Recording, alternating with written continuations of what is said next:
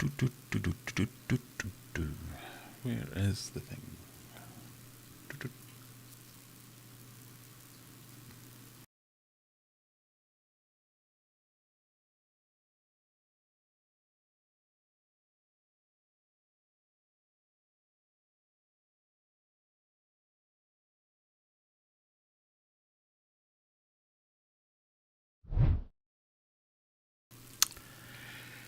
Good evening, everyone. Happy Friday. Welcome to the Friday night live stream. Welcome to Fishy Business. We're on stream number 88. I think we've done 88 weeks in a row of this nonsense, and we're still going. Good evening to everyone who we've got in so far. Let me know if you can see me and hear me. I've had a bit of a rearranging of everything, so I've probably not plugged something in and I'm talking to myself. But it looks like it's working. Yes, so welcome. Hope everyone's well. Hope everyone's had a nice week. It's been half-term week here, so I've spent it with the kids. Haven't had to go to work, so that's a good thing. But, you know, I've had the kids. So I'm ready for tonight's weird beer. Tonight's weird beer is even weirder. I think this is possibly the weirdest beers that I've seen. I'm going to be honest with you, I got them from Home Bargains, so it's not like I went out to a craft beer shop or anything like that. But for your delectation tonight, we have this one. Crimson Tide New World Red Ale. Don't know what that is. From Off Axis Brewery. So we've got that one. I'm going to try and keep it in a glass or in my body rather than spilling it all over the desk like I did last week. So I've had to buy a new keyboard, a new desk mat. And then from the same brewery, we've got this. Not Terry's. Chocolate Orange Brownie Stout. So stouts haven't gone down very well with me so far.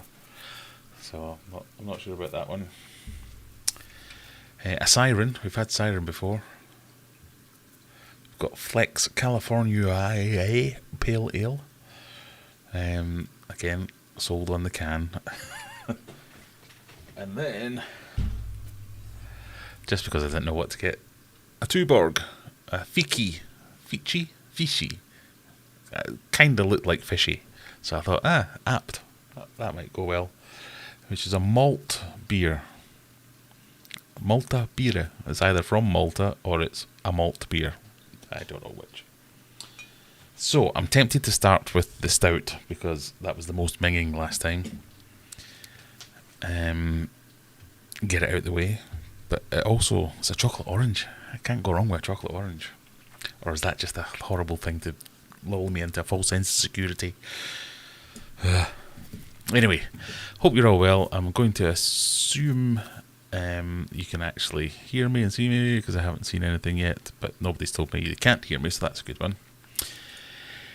NJW, hi from Doncaster, hi from Sheffield, nice to see you in. Simon, second in, not bad. Tragically has run out of beer, but not port. Good. GB says hello. Phil's in, good evening Phil. Paul Buckley from Manchester, nice to see you.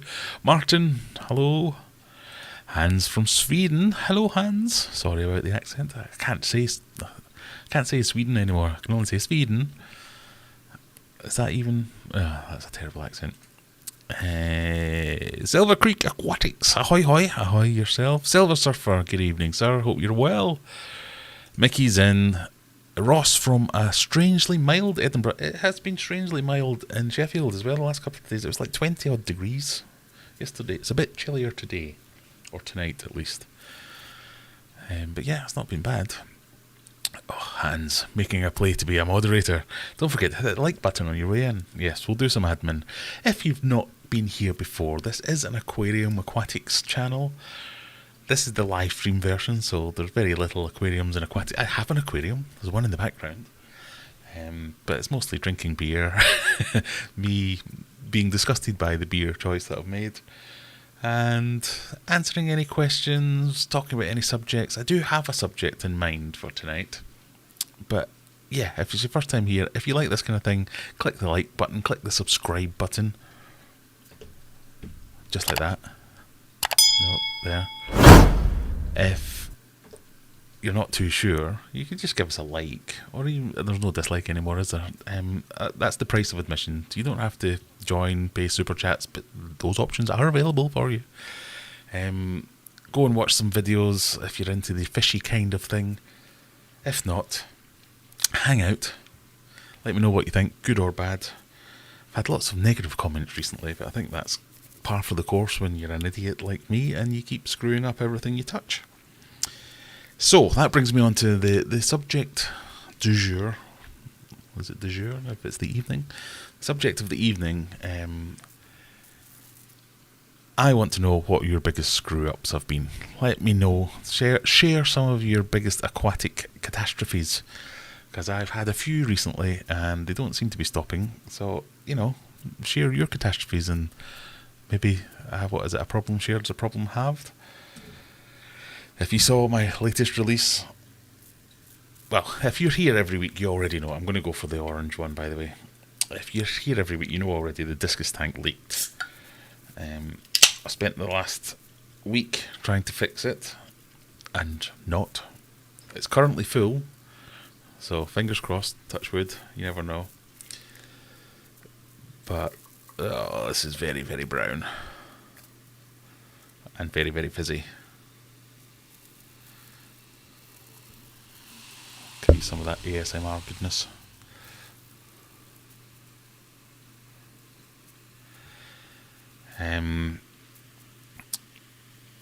I've had the week off work, as I mentioned earlier.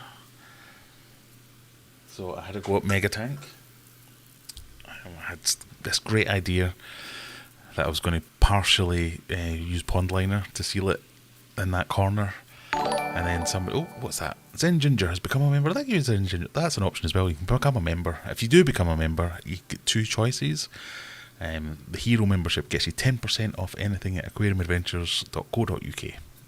Sorry, in sales mode. And I think a couple of people said to me, oh yeah, I've done that. I've used pond liner and sealed it with silicone to the window. So I did that. I spent a day cleaning it, getting it as clean as and dry as I could get it, get the pond liner cut and shaped, formed, pressed it all in, came back a day later. Well, was it a day later? It might have even been 2 days later, so it definitely had a chance to cure the silicone. But the pond liner was just peeling off. No adhesion whatsoever, so I found the one thing pond liner, the one thing silicone doesn't stick to, and it's pond liner. I'm sure there are others, so by all means let me know in the comments what they are. So that was a failure. I tried to reseal the fish tank, that leaked again, that was a failure. What else didn't work? All the lights in my fish room seemed to break, so I've had to either try and fix them or replace them. I'm kind of halfway through that. So that was a failure. My Oscar killed his tank mate. That was a failure. It's just been, disaster after disaster. If you join the Discord server, one day I'll get that right. If you join the Discord server, Callum has been busy making memes all about me. And the various disasters. So maybe we'll have a look at the memes channel later. Someone else has become a member. Mark has become a member. Thank you, Mark. So yeah, that's what's been going on for me this week. Just strangely, I've not been too downtrodden. Usually when I have some kind of disaster, I'm like, oh god, that's it, I'm giving up. Everything's done. I've had enough. I've not been too downtrodden. I think maybe, am I just getting used to being useless? Is that what it is? I don't know. It's worrying. I'll be like, alright, another failure. Yeah, let's crack on, see if we can get over this one and fix it and do whatever we need to do. Maybe it's because I've not been at work. I don't have that crushing, soul-destroying weight. Well, who knows? But anyway, it's not darkened my mood too much. I'm starting to get a little bit darkened now because I've realised I've got to go back to work on Monday. But, while it's there. But I thought, let's make it a topic for the evening. Let's share all our sorrows, all our biggest mistakes. So, as one of my comments on the video said, I like watching you because you show all your mistakes. I don't believe anybody else on YouTube never makes mistakes, they just don't show them. And whether that's true or not, I think it's helpful. So if you see me, experienced aquarist, very much air quotes, cocking up left, right and centre, it makes you feel a little bit better that you're not meant to just know all these things, and experiments go wrong and sometimes crap just happens. So is that useful? Maybe it is, maybe it isn't. So let's share each other's shared experiences of, I did a stupid thing and this is what happened. Maybe it'll make everyone feel better, even me. Anyway, the beer is now sitting here looking all black and horrible. Oh, I was going to say that tastes awful like a chocolate orange, and then I realised it's meant to. Smells like a chocolate orange, not tastes. It smells good. Tastes like stout. Good, I think we can definitely mark off stout. I don't like stout. This is probably a perfectly good, nice stout. If anything, it's a bit waterier. Is that a thing?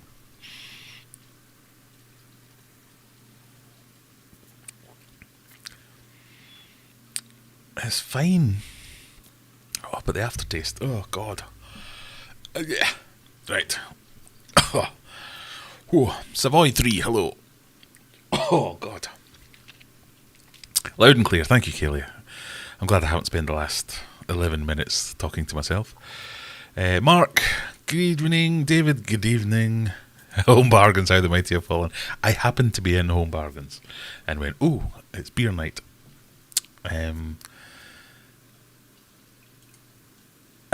Oh my beer. Evening from not so sunny Preston. Oh yeah, it's dark out, so it's not even nearly sunny. Oh. Scott, thank you. Hit the like button. That stand looks janky ASF with a capital J. It does. But I can assure you it's perfectly solid. That's the stand that I'm referring to is in my last video where I had... It was a space, and I thought, that's kind of eye level for me, because when I do the live stream from the fish room, I'm not doing the live stream from the fish room tonight because the fish room is a complete disaster zone. But when I do the live stream in the fish room, that's where I stand. I've always thought, this is empty space, I should have something here. So I thought, I know, I've got some bits of wood, I'll precariously balance them here and put a tank on that. That'll perfectly be fine. My thinking here was, everything that I plan and everything that I do with thought and care and attention turns to poop. So let's make something deliberately janky, and then it'll probably be fine. And so far, it is. I'm sure there's some flaw to that logic, but you know. We're on half term 2, been carp fishing with the sun today. Oh, a nice day out. Kelly's got a fishy beer. Let's try it together. Save it and we'll open them together. The Miffed Matalot. Good evening. That's a nice alliteration on that name. Doodly-doo. Bunny Viper, how are you doing? Keep your eye on your silver dollars, the Scousers here. G'day Mark, how you doing? Jamie, Callum's in. Zen Ginger's here, good. I thought I saw you re-upping on your membership. Right, sorry, we're way behind, just for a change.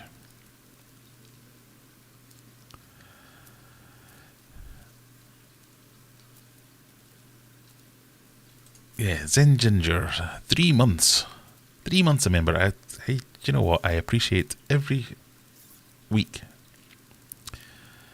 Smoochy Booch. Did I just say Smoochy? That's the other big news. I'm blind. I've been to I was going to say the dentist, but it's not the dentist you go to with your eyes.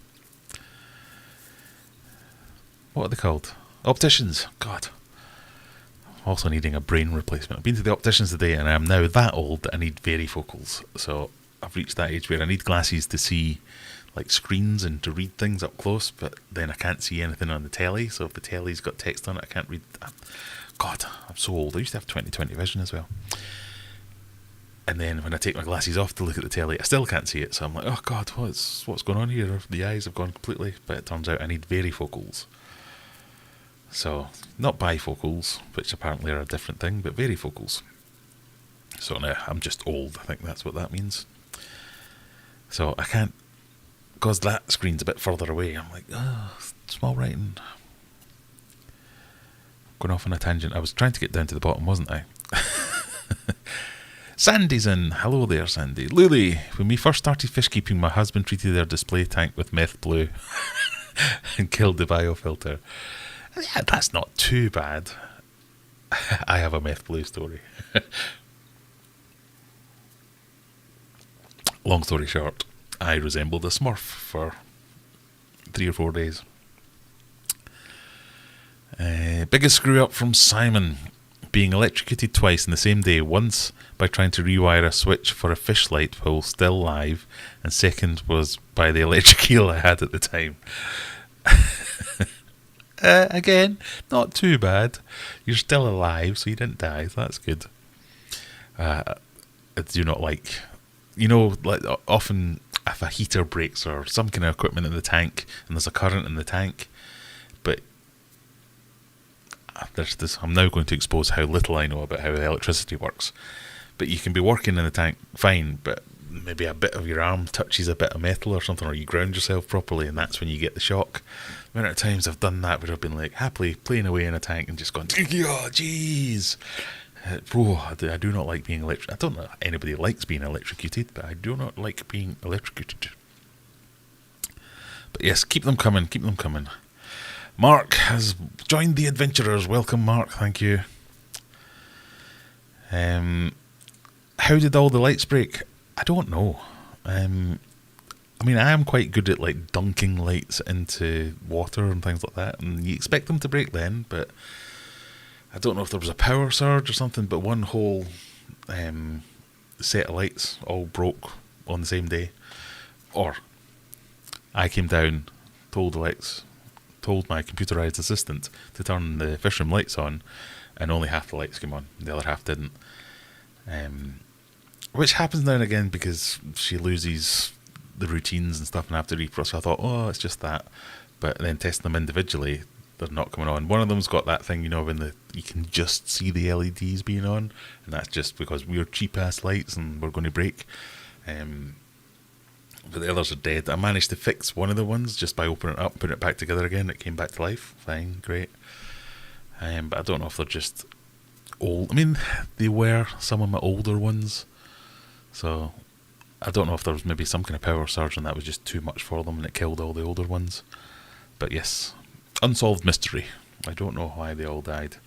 But it's just things all come at once. I've just spent loads of money on the world's supply of silicon and pond liner trying to fix one problem.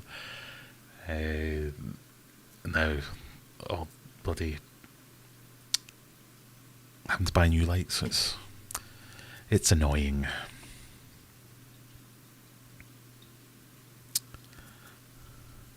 I need to make some memes for later.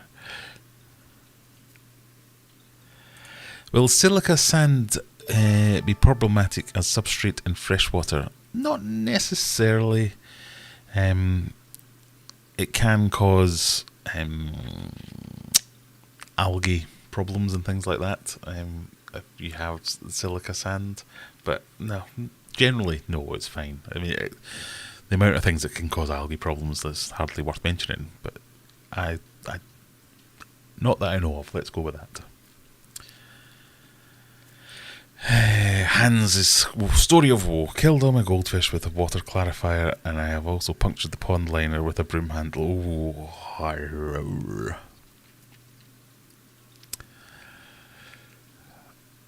Oh yeah, that must be bad. I'm just imagining myself doing that now, going, I'm just straight to the pond liner. Pond liner has to be butyl rubber for silicon to stick to, not the plastic cheapo liner. Nah, I did try butyl as well as the plastic cheapo stuff. So I've got 3 different types. In fact, what are they? An HDPE one, a butyl liner, and what was the other one? Sorry, I'm going to have to go back on my Amazon history and find it. Oh, I nearly knocked a drink over again. God, I'm going to have to stop drinking on live streams. Where is it? HDP, butyl. Oh, the other one doesn't say where it is. Maybe that's HDP as well, I don't know. Well, it just says PVC pond liner. So the butyl one is a butyl one that I've had for years. Because I thought the same. Oh, maybe it's just a specific pond liner that's not sticking. I need to get a butyl one. And I had like offcuts of one. But it did exactly the same thing. So maybe it's because it was too old or dusty. No, because I cleaned it. I think it was you, David, that said that. It was you, David. I think it was you that said you had done this exact thing. So I had high hopes for this. But maybe I've got it wrong and it wasn't a butyl liner. Maybe I've stored a cheapo pond liner in my butyl liner packaging. But you can tell, can't you? Or I think I can tell.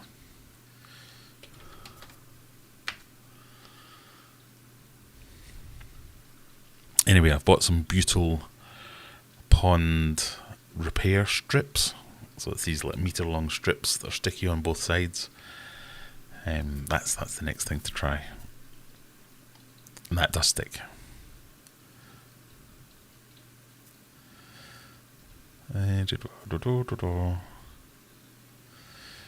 Wow, I've just seen a butyl pond liner, £363.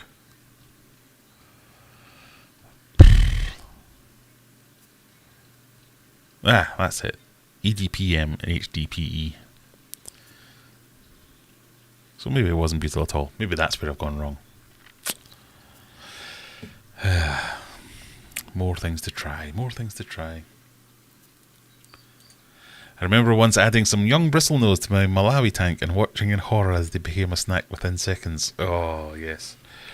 I once bought something like 100 cardinal tetras, and they came really small, and poured them into the tank, and the discus were like, "Oh, why, thank you, kind sir," and ate about 30 of them before I managed to get them out again. Have you ever considered taking up a less stressful hobby? Yeah.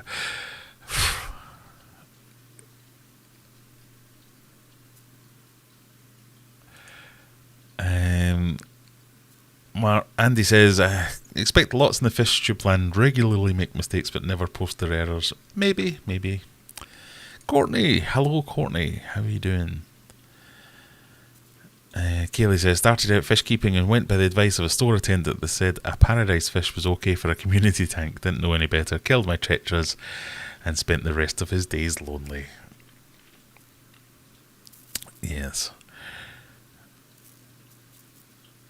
Researched after the fact and learned they are pugnacious. Now there's a word. Always research in advance now. I mean, these days it's a lot easier. I remember you didn't have an option other than take the word of the person in the shop. And so often, one, they want a sale, and two, they might not know.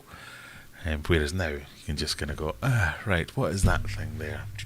And within seconds can get 15 differing opinions.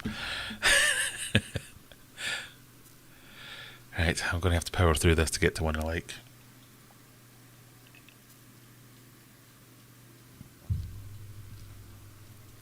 Rockies, is it? Oh dear. Right, what do I need for betas? I've cycled for 5 days with API Quick Start and there's no ammonia. Is it ready? Whew.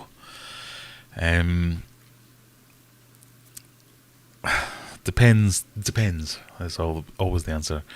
With new fish tank and new fish, you've got two options. A fish in cycle, that's where you have the fish in the tank and you cycle the tank with the fish. And you want to be monitoring your parameters to make sure you're not seeing any spikes. And if you do see spikes in ammonia and you do see spikes in nitrite and things like that, you do big water changes to get over it. You generally try and use a hardier fish. that can take a little bit of a swing, or you do the fishless cycle. Fishless cycle is adding just pure ammonia over a matter of weeks and months to naturally cycle your filter that way. The third way, which is I guess where you're at the minute, is, oh dear, that's getting down the wrong way, is using like a bacteria in a bottle type solution, a quick start solution, where you add something to the water, chuck your fish in, and magically everything's okay. I used to swear blind that was good and bacteria in a bottle products worked. I'm on the fence. I've seen evidence, very loosely saying evidence. I've seen evidence that they do work, but I've also seen just as much evidence that they don't work. So I've used things like ATM Colony. I've used bio balls. I've used various different types of bio balls, and some of them do some. I think they help, even if they don't do everything that they need to do. But I've never actually used the API Quick Start. But if you followed the instructions, you may as well go for it. That seems to be where most people fall down, is they don't follow the instructions. I wouldn't expect to see ammonia. So just because you've added API Quick Start doesn't mean you're suddenly going to see ammonia, and that's not really an indicator of anything. What you have to do is you use the Quick Start product, whether it's API or any of the other ones, put the fish in, the fish then starts producing ammonia, and the bacteria that the Quick Start product has contained within it eat that up and start pushing that cycle through properly. So unless you want to wait months, just get on with it. Reread the instructions, because I don't know what API's Quick Start instructions are. Do what it says you need to do, add your fish, monitor, and just make sure everything's okay. So that would be my advice. Also been to the opticians and also apparently need them, and I'm only 23. Oh yeah, it's weird. I'm new to wearing glasses. I've only worn glasses. I don't wear glasses. I only wear glasses to read things, and I've only needed that for the last couple of years. So I'm 40 something, 5, I think. 77. Yeah. So I got through for 43 years not having any problem. Could read far, near, everything fine. And then it was like a light switch. Just woke up one day. I was like, what does this say? And it's just got progressively worse and worse over the last couple of years. Apparently my nearsighted prescription hasn't actually changed that much. So that bit's not getting that worse. It's just the further away stuff that's getting worse. But God, it's annoying. I can think of no better way to describe it. I'd never even thought of it before. I just used to think, oh yeah, some people wear glasses and that's what it is. But if I forget my glasses, I literally can't read things. I'm like, got a text message and I'm giving it, what does that say? Who's there? What? Making it 300% bigger, trying to read it. Oh, it's a nightmare.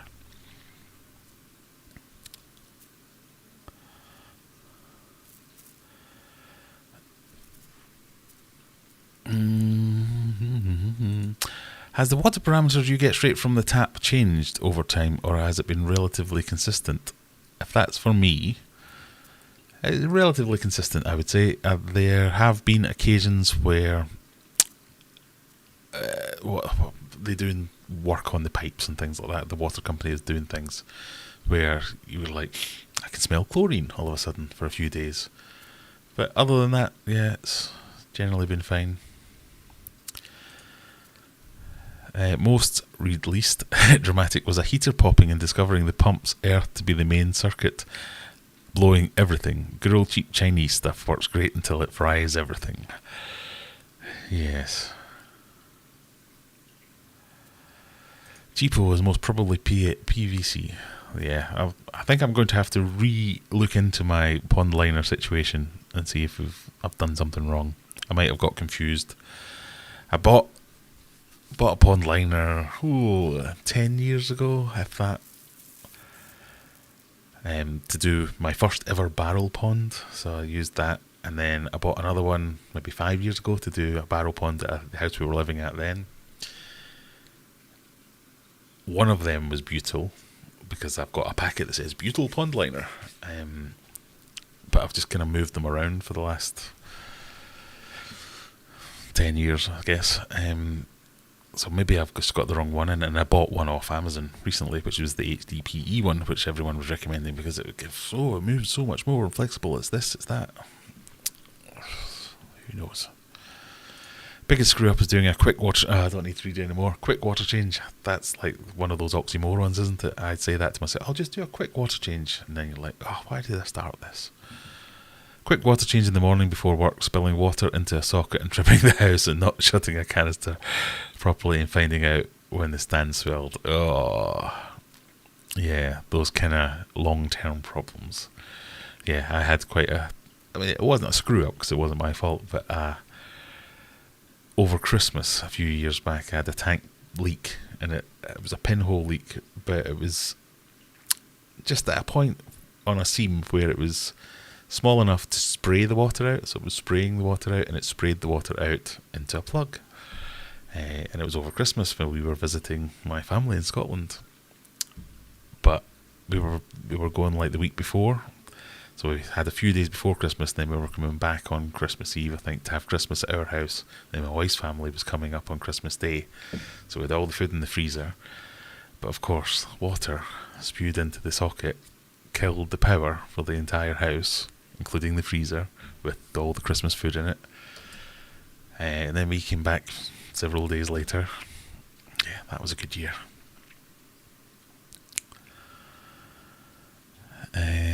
Red Laser, I recently found out that electricity does not travel in the wire. The current travels on the outside of the wire.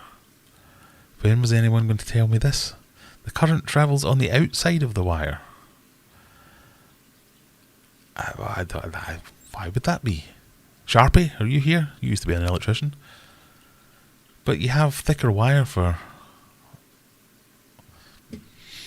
Excuse me while I Google.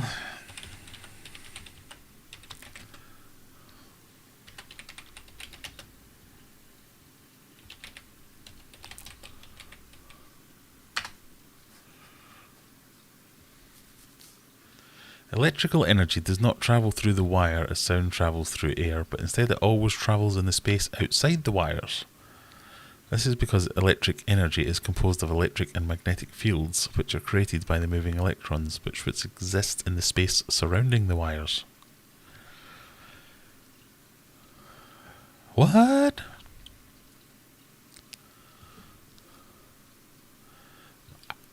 Okay, I don't understand what that means. Silicon typically doesn't stick to pond liner. You need a special glue or pre-made patch. I think you're going to be seeing a video on different types of pond liner and what they do and don't stick to soon. Goldwater Aquatics, hello. How are you doing, Brandon? I hope you're well. Mark, so if anyone's just joining us, we're doing your biggest mistakes. We're trying to make me feel better for everything I touch turning to poop. And sharing our biggest mistakes. I'm setting up a second discus tank, put in some lilac branches because they look great. Put in a large group of rubber-nosed tetra. It turns out they're extremely poisonous for fish. Yes, the amount of times I've heard people saying, I got some wood that I put in my tank. Where did you get the wood from? The park. What kind of trees was it? I don't know. There's your problem.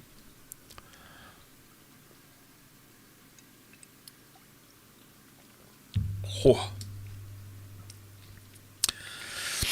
I've used HA6 silicone. That's what I'm using to stick my butyl liner to my 2 windows on the pond. Right, butyl liner, that's on the shopping list. We'll do some testing on that. Magnetic pull of energy, maybe. God, electricity, amazing. I'm kind of convinced nobody really understands electricity. Outside the wire, but inside the it's got to be inside the insulation, surely. Otherwise, that's just magic. Yeah, you're kind of right. As Martin says, I feel a series of YouTube shorts going, will it stick to silicon? Do you know what? That's a great idea, Martin. Maybe that wasn't such a bad idea in the first place. Me saying, silicon sticks to everything. like an idiot. Whoa. So that's a good idea.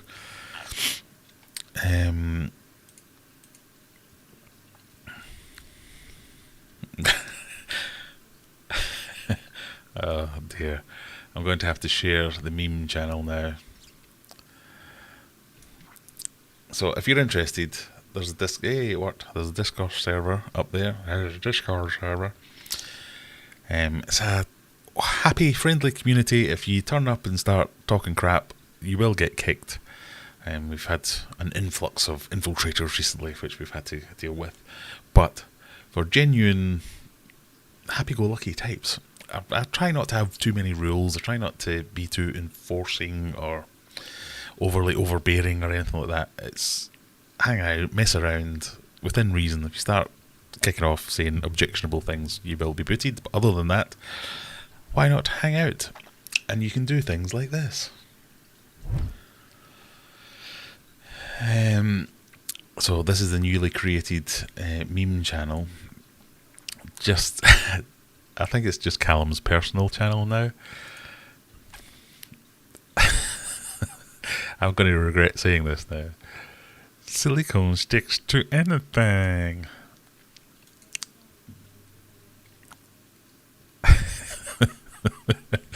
I'm seeing these for the first time, so I apologise if I'm indulging myself. He's probably thinking about other women. So if silicone doesn't stick to everything, what does life even mean?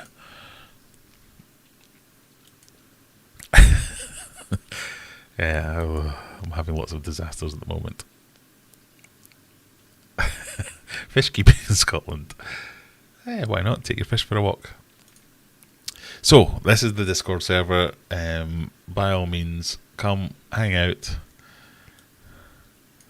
There's lots of things to do. As you can see, you can't see because my screen's not working, but there's basically lots and lots of different channels. If you want to talk fish, talk shrimp, equipment, plants, ponds, blackwater, blah, blah, blah, health, whatever.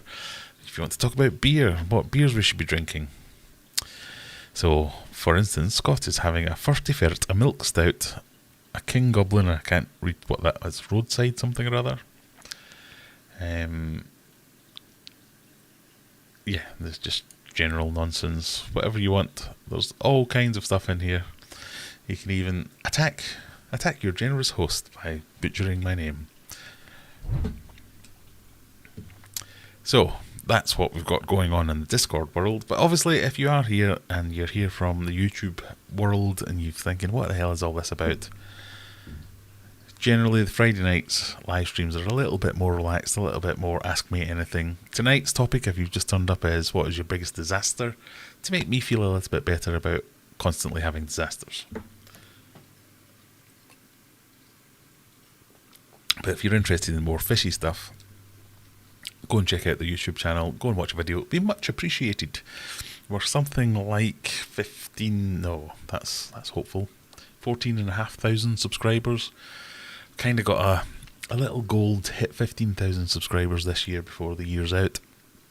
So if you are new here and you haven't, there should be a button down there somewhere, you can give that a click. That would be much appreciated as well. Right, Zen Ginger's biggest mistake: spreading fish tanks all over the house and having 2 generators but not enough extension cords to run power to them all. We lost power for a week, oh god, and the house hit 40 degrees, which is 4 degrees in real money. Yeah, I've made that mistake as well. That's why I have a fish room, is because I had a tank downstairs, a tank in the kitchen, a tank in my office, a tank upstairs, a tank in the hallway, and I thought, I'm traipsing all over the house trying to keep on top of all these tanks, so I moved them all into one place.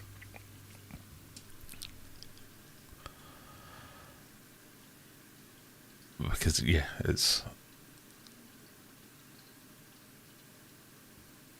But I can't imagine running without power for a week. Do you lose power an awful lot? I know there's lots of places in America, it seems that it's constantly they're either having a typhoon, a tornado, some kind of whiteout, or yeah, we've got no power for the next 6 weeks, so you know what we're going to do.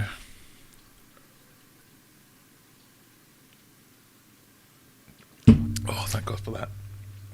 I feel that kind of thing, that adds a whole new level of jeopardy to your hobby. Generally, touch wood, anytime we've lost power, it's been for like an hour or 2 hours. Although they are talking about rolling power cuts this year. What with the energy grid? Right, shall we try this one next? The energy crisis that we're having in the UK. Crimson Tide New World Red Ale. I don't know what the hell that's all about. Look at my fingernails. Do you know what that is? It's all silicon. It's black silicon. I'm not just a scrubby git.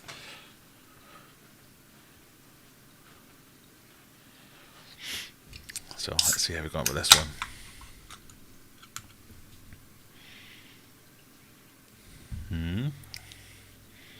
Can't tell what it is. Can you tell what it is? Oh, I can't do that voice anymore, can you? Well, it does have a red tint. Look at that for a head. I've been told, so this is another tip that I've picked up recently, you shouldn't try pouring your beer. You know, like normally you pour your beer all gentle down the side and try and keep the head small. But no, he's just, get it in there. Because you want it to do this. And all this turmoil. Get it out while you're pouring it, so as it's not doing that in your belly, giving you bad gas. See? Beer tips as well as fish tips. It just takes a bit longer to pour and settle, obviously.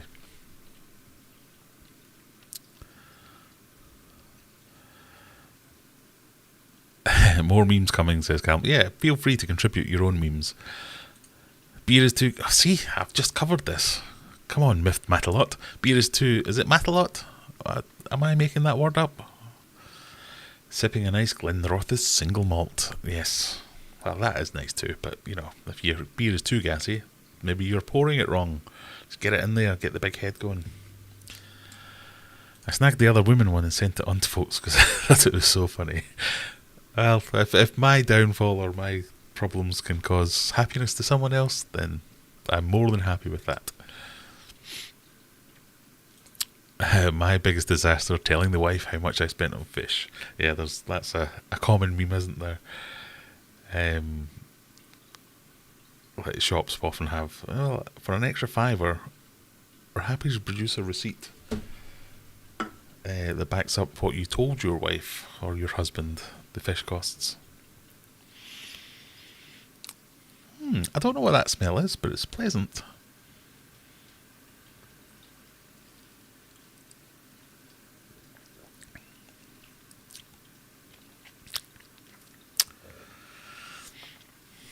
I don't know what that taste is. It's not unpleasant. I wouldn't go as far as it being pleasant, but what does the bump say? Fire, see, blind. 5 sweet malts collide with 3 bitter hops to create a ruby red ale as full-bodied as it is fruity. Caramel and toffee, caramel, maybe that's what it was. At the base make way for a grapefruit, I should have read this. A grapefruit and orange finish that is a real treasure to the taste buds. Who likes grapefruit? It's like the worst. There's no context where grapefruit is nice. A grapefruit, in and of itself, minging. Every beer I've had that's had grapefruit anywhere near it, minging.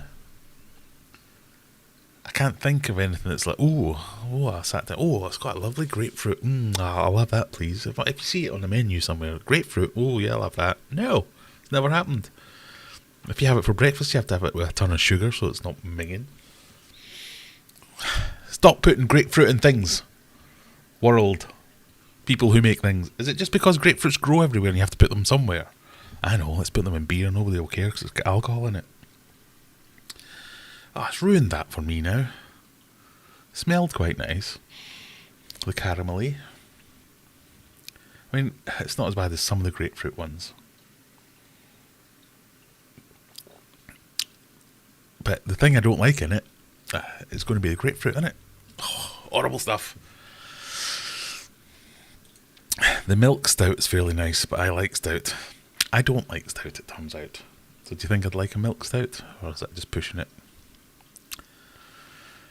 I saw your video earlier today and see you have a Hockney. That stuff's worth a fortune. I don't think it's the same Hockney. Well, maybe it is.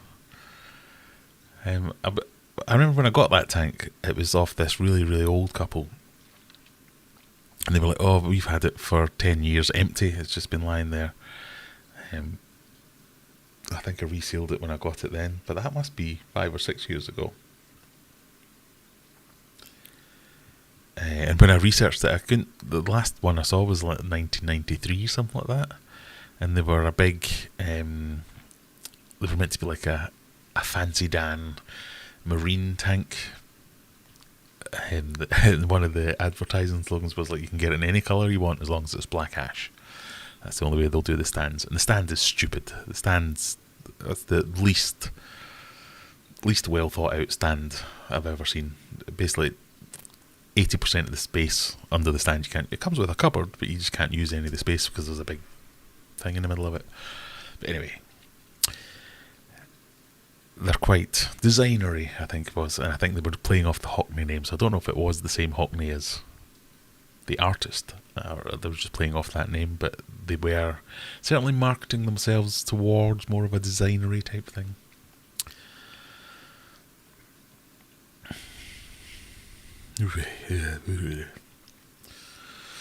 Texas had a big freeze, which we don't ever get. Yeah, I don't think of Texas as being a cold place. It's like a 100-year thing, and our grid wasn't set up for it. Most of the state lost power for days or weeks.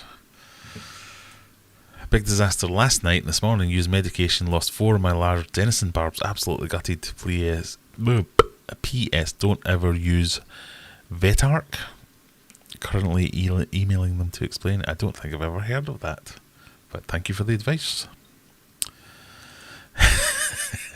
Silicon sticks to fingernails. Yes, it does. And fingers. So you know that tip. Oh yeah, just use a dry paper towel. That'll wipe off silicon off your fingers. That's true, but it doesn't get under your fingernails. And it also means, like so, my phone, for instance. Oh look, you can see my reflection. That's weird. It's got a fingerprint scanner, so my fingerprint no longer works because I have silicon. So maybe if you want to commit a crime, rub your hands in silicon, go out and commit the crime. You won't leave any fingerprints. Does anyone else find corridoras just annoying? I had 10 of the little turs, but 2 decided food was not suitable. The others are basically spherical paw bag corridor. The use of the word paw bag nearly threw me off there. I'm hoping to pick up some corridoras soon. One of our members, or one of our... Sorry, I just saw something. One of our has offered me some black Schultzei corridoras, which I'm hoping to get over the weekend, possibly. I quite like corries. I think they're... I get what you mean. They are weird little fish, but I kind of like them because of that. Matt says, when I first started, I must have bought a defective batch of test strips. GH always tested 10. A year later, I found it was actually between 1 and 2. I killed many guppies in that time. Yes, I get it. The Myth Matalot says Matalo. Mat-L-O. Matalo? Is it an animal? Sorry, I'm going off on a tangent. Tonight is going to be a tangent night. Move the beer out the way so I don't knock it everywhere.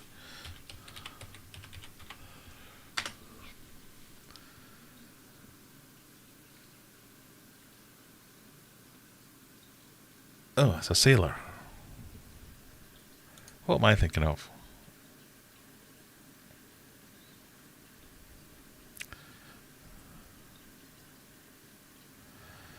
Matalo. I was thinking of like a big cat or something like that. Ocelot. I think that's what I'm thinking of. Apologies. Evan, I'm enjoying a Quebec beer. La Fin du Monde Belgian style triple. Sounds nice. Maybe I should just buy beers I like next. One mistake I made was putting a wave maker into saltwater aquarium too close to an anemone.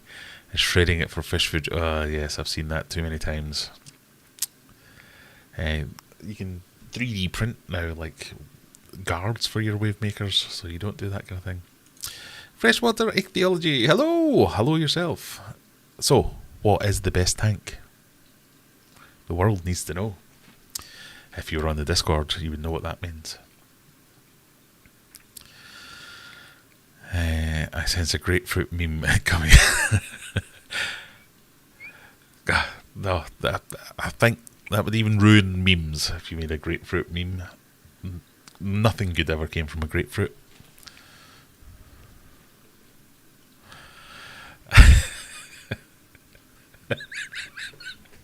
Sorry, I was just... that gets me. Oh. This is the new meme channel on Discord if anybody's interested. I mean, some of these this is close to bullying now. Oh, look, Aquarium Adventures uploaded. Another disaster. I'll just give the people what they want. A nice stable tank. Change one small thing. Yeah, that happens all too often. That Bernie Sanders one got me though. Just put some sugar on it. You shouldn't need to put sugar on it. Amazon Research Centre for Ornamental Fishes. Good day, friends and frenemies. How are you doing?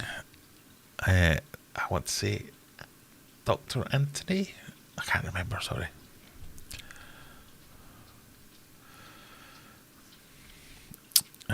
Dr. A, so I've got a chance.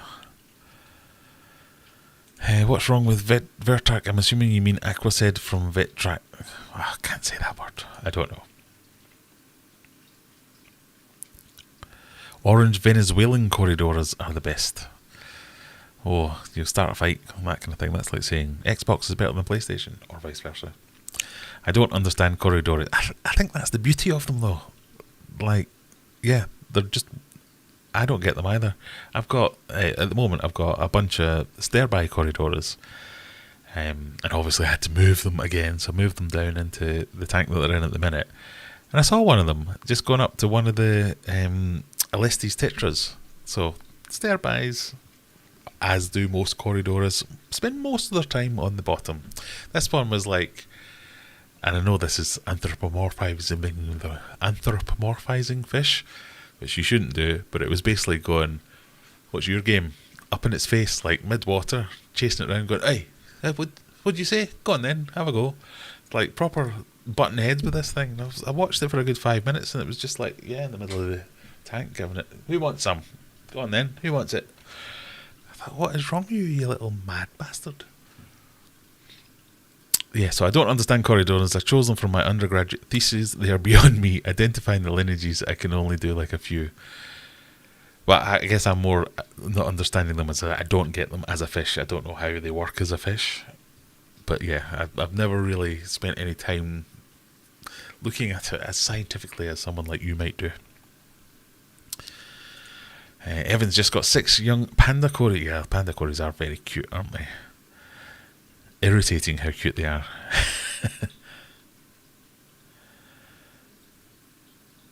I do want corridors Bethany? That can't be right. Bethane? They're the quite large ones, aren't they? And there are other species I can't mention yet. All of my tanks aren't suitable for most species. The best tank is freshwater, ideally catfish. Well, you would say that.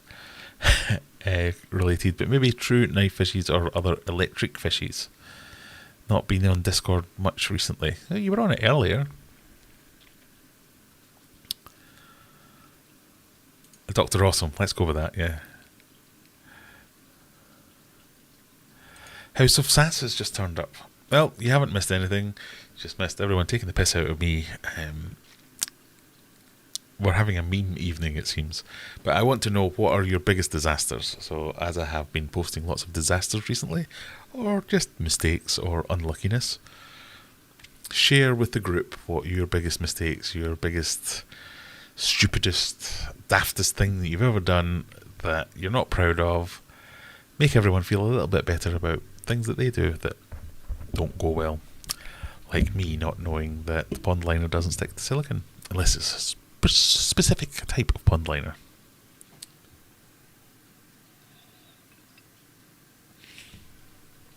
Oh, I almost spat that drink out there. This might only be one for the UK audience. Resealing the discus tank. I am a fighter, not a quitter. 3 weeks later, I am resigning.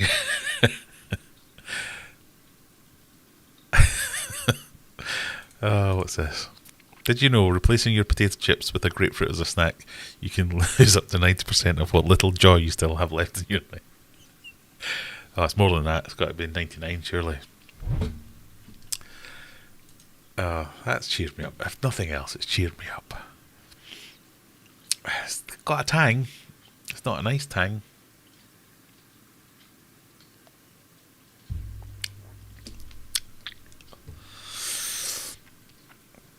House of Sass loves her corridoras. My daughter's name is Corey, and they're her favourite because they have her name spelled differently, of course. Yeah, the purists out there will be like, no, it's not a Corey, it's a corridoras. Stop shortening it. So, to them I say, I like Corys too. One of my panda Corys likes to swim in the O2 bubbles. Yes, quite a lot of that. I used to have a lot of bronze Corys and the albino Corys, or corridoras if you're that way inclined. They used to like swimming up and down the stream of bubbles as well. Back on the mistakes, I think. So, Dr. Awesome, overdosing with the chlorinator, stripped all the oxygen out of the tank, did not notice until the next day, killed 5,000 tetras. Oh my god, that's a disaster. Oh, I don't know if I'd come back from that. Wow. I had a little heart and mouth moment yesterday. I went down and I was farting about in the fish room.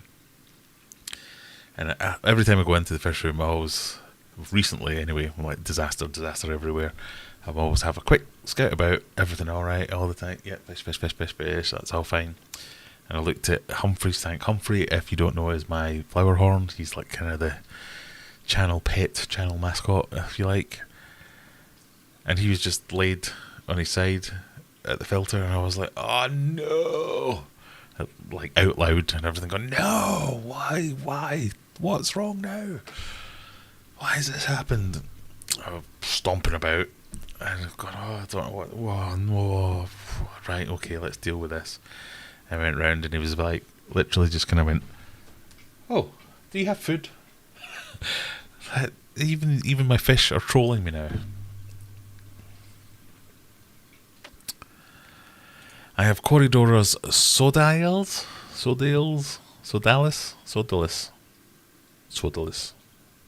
Uncatchable. I really do like Hoplos. A weird fish as well, Hoplos and Megalarchus. Oh god. All words I can't say. Read it for yourself. Sorry. I know you're trying to teach me how to say Latin things properly with confidence and speed. I have Corridoras Sodalis Uncatchable. I really do like Hopalosternum and Megalachus as relatives. Is that passable? Hoplos, they're weird as well. Yeah, I'm going to go with weird.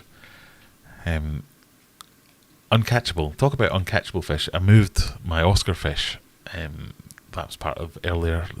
That was part of earlier video today. That's words. That was part of a video from earlier today. I've never seen such a dramatic fish in my life. This Oscar, the only fish in the tank, me with a big massive net, just going near it. Normally it's like, give me food, but it sees a net, it was like, ah! Instant death. I've never seen anything so dramatic in my life. Pretended to be dead. Lifted it out of the tank, put it in the other tank, floated to the bottom, completely motionless, and then sat there for a good 10 minutes before it kind of went, Alright, I am still alive. This tank is bigger. Okay, I'll go on with this. I'm going to go and sulk over in this corner if that's alright. I've never known anything like it.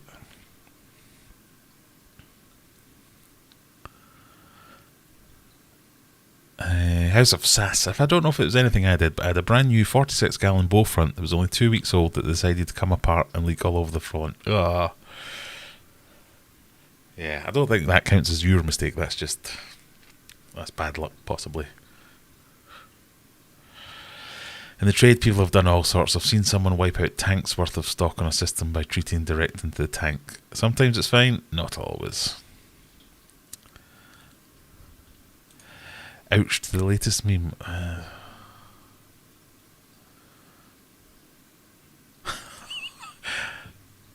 God, Callum driving the knife in. Ugh.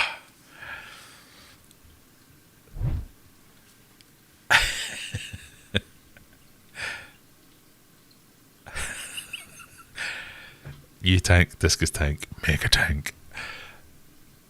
I'm trying to give myself a little bit of joy from all the horrible things. I was really pleased with my little rainbow fish tank. I thought, oh, that looks really nice. I like all the Java fern, everything nice and green, nice and white sand, green plants, lovely blue neon rainbow fish. Oh, gets me there.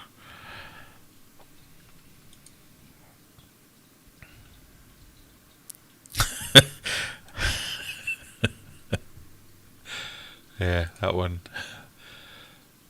Correct subtitles or racism? If you are watching on subtitles, because I have an accent, sometimes people can't understand the accent. Most of all, YouTube. I don't mean anything inflammatory, defamatory, or anything in between. It's YouTube have just made up terrible subtitles. My pronunciation is fine. We know what you mean. I think that's the key to it, is knowing what you mean. And if you say something confidently enough, it doesn't look as much like you're trying to grab for whatever the word is. So would I sit there and go, oh, no.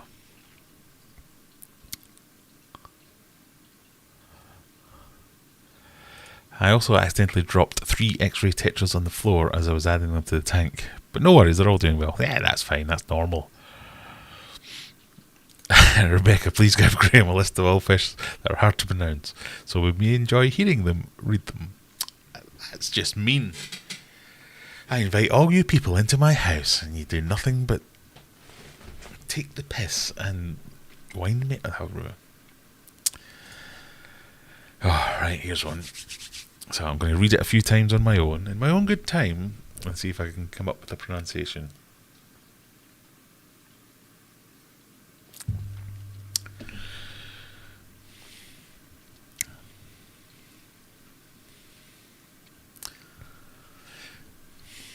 I'm scared to start.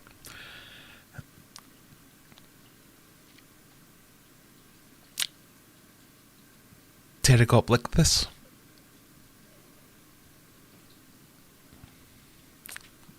Pterygoplichthys.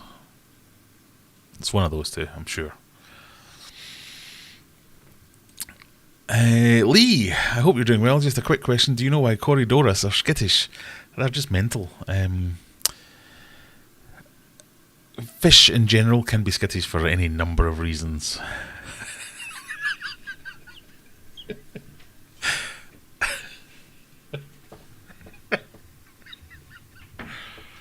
Oh dear. Sorry, I have to interrupt that.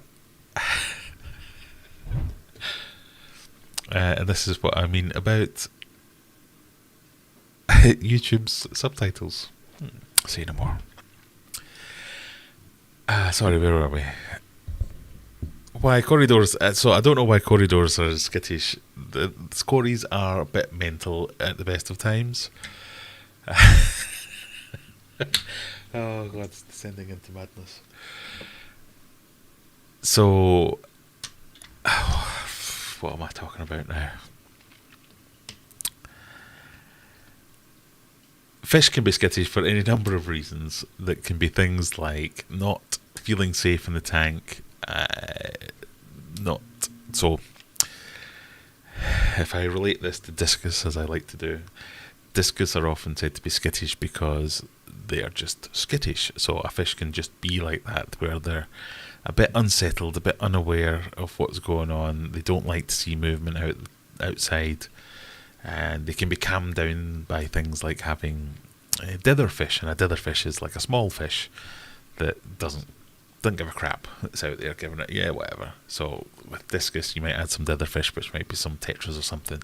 And the idea is that the discus sees the small fish going about its business and goes, right, it can't be that bad then. That little fish is okay, then I'll come out. So it could be a lack of something to make it feel safe. That could be hiding places, it could be sightline breaks, it could be dither fish, it could be vegetation, it could be a lack of something that's making it feel comfortable. The other side of that coin is it could be something that's making it feel uncomfortable. So if you're a little fish, like a cory, for instance, and there's a big angelfish in there that's trying to murder you 10 hours a day, that would make you skittish. So there's usually something environmental going on. Other environmental factors might be water parameters. If your water parameters are off, sometimes that can induce weird behaviour in the fish where it's not quite right. So it might be flashing because it's irritated by nitrates or nitrites or something like that. But it's one of those things where there's 1,000 possible reasons why something might be doing something like that. So I don't know why Corydoras specifically might be skittish. If you've got a tank where there's lots of other fish in there and it's only the cories that are being skittish, it might be something that's specifically irritating them or making them feel uncomfortable, whether that's bigger fish, predatory fish, something like that. I'm going to have to stop looking at the Discord because it's driving me crazy. So yeah, hopefully that could help. It's generally test your water, make sure there's nothing going wrong there, and then work through any environmental factors that might be potentially causing some problems.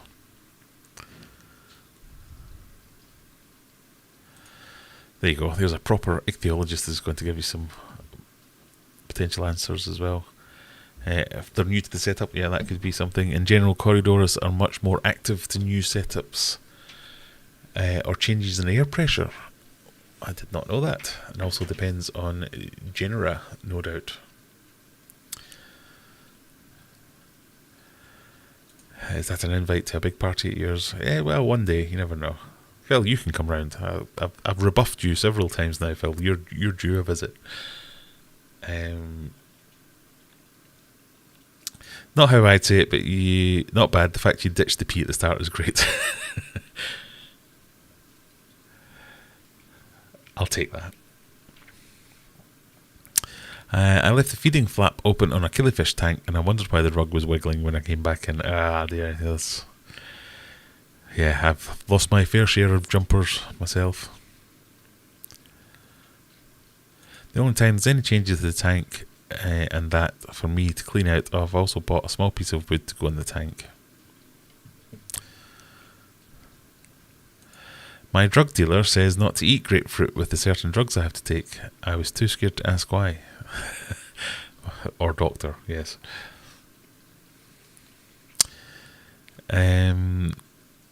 Well, maybe he just doesn't like grapefruit like most normal people. Nobody likes grapefruit, surely not. Probably give you their own. Yeah, that's most things. Yeah, that's going to make you poo funny. I have a tank with rice fish and CPO crayfish. CPO crayfish. I don't know what that is. It's been together for a good 6 months. Just got home from work and all 3 crayfish are dead. Just tested the water, nothing out of whack. I hate not knowing why. Yeah, I feel your pain there. It's one of the most frustrating things is when you just can't figure it out. If you can put a finger on something and say, that caused that problem, so I won't do that again, or I'll fix that, and then that won't happen again. But when you don't know, yeah, it's infuriating.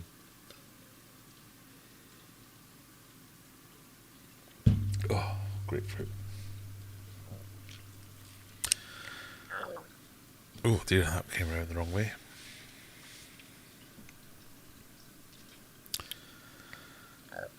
I find my quarries are much more active now that I've created a larger open space with some low plants and the food gets in between. They spend hours cleaning up. Yeah, I think most fish, they like a little bit of both. They like a little bit of, if I want refuge, I want to have somewhere to go. So one thing which sometimes feels counterintuitive is if you provide hiding places, then your fish are more likely to spend times out, because they know that if they want to get away, they can get away. Whereas if you don't provide lots of hiding places, they find the little bit of almost cover that they can find and they stick to it. In my experience, I've seen that a lot. So if you provide lots of hiding places for lots of little fish, they don't. God, I need to stop watching Discord. If you provide lots of hiding places, they're more likely to feel safe because they know they've got a good choice of good hiding places to get to, if that makes sense. My dad likes grapefruit and not with sugar. God, I think he might be an alien or something. I'd go and get him tested.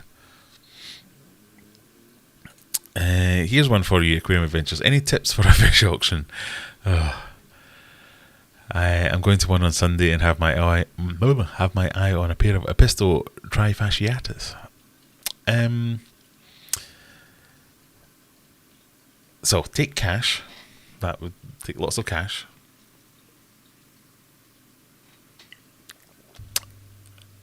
Read the room, because in my experience, my fish auctions that I've been to have just been, what are the rules? Why? I don't get that. So the whole thing about the auctions that I went to was if they have 10 bags of fish, so they'll say, right, pair of guppies, £1, £2, £3, £4, £5, sold for £5. How many do you want?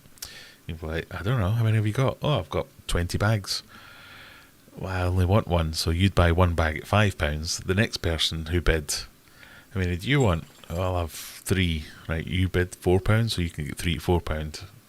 You can have, and it goes all the way back to this. So I could be someone that could be saying, oh, I'll beg £1, and then out, and then it goes on to the next person, so I get the rest of them for £1. So work out if that's what's going on. Figure out what the bidding system is. Later in the day seems to be better, so a lot of people burn themselves out, I've noticed. So every time I've been, the first half hour to hour, everyone, they get a bit carried away and they're bidding on all kinds of things. So most people bring so much money and they set themselves a budget and they blow it out at the start. So when you get to the later lots, they seem to be a lot cheaper.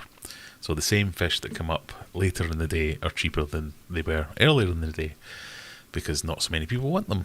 So let's use bristlenoses for instance. So bristlenoses, the last auction I went to, they were going for like £2 or £3 or £4 at the start, and then at the end they couldn't get rid of them for £1.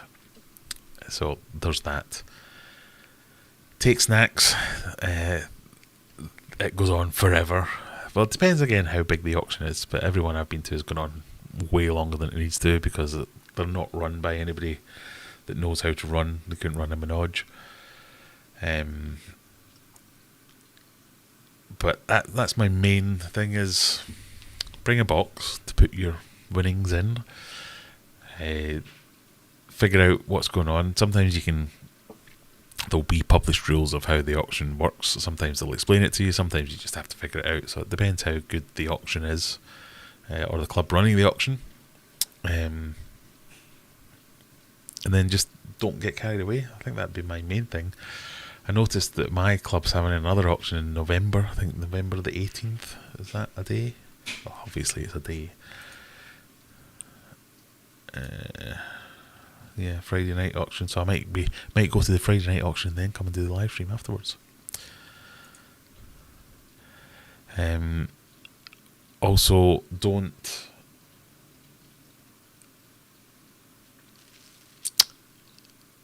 expect that everything that they publish in any list that goes on is actually going to be on for sale. So quite often, especially if it's a club auction, club members will quite often say, right, this is what I'm going to bring to the auction, and then they bring half of that because either they run out of time, they can't catch everything, or something they've sold privately somewhere else. So there's quite often a lot of things don't actually turn up. But yeah, just go with an open mind and an open wallet, and you can probably get some good deals. Just don't bid anything too quickly. Oh. Right, I'm going to save the best for last, and I'm assuming the best is going to be the one that's most like beer, which is the Fishy. I know that's not what it's called, but let's try the California IA Pale Ale Flex. It's by Siren. I have not enjoyed those last two. Let's see if this is any better. Oh, it's very pale. It's almost lemonade-y like. And I'm doing the same thing again with a big head. So yeah, you don't want that turmoil going on in your belly.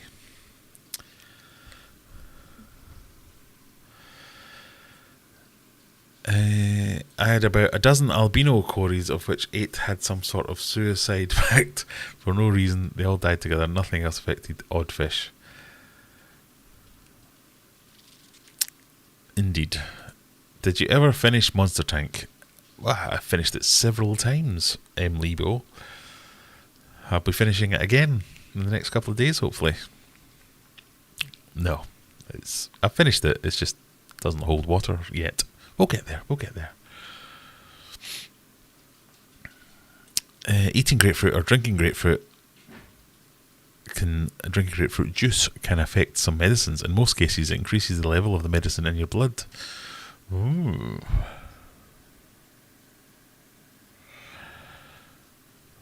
Barrielli, good evening, good morning.